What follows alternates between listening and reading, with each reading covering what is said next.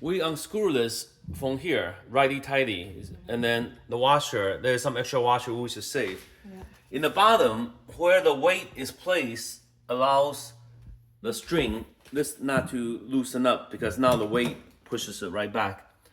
So it looks like this, it pushes right back. And Meng, how did you tighten it? The water leak, how did you Just stop hook that? it up. Where? Show me.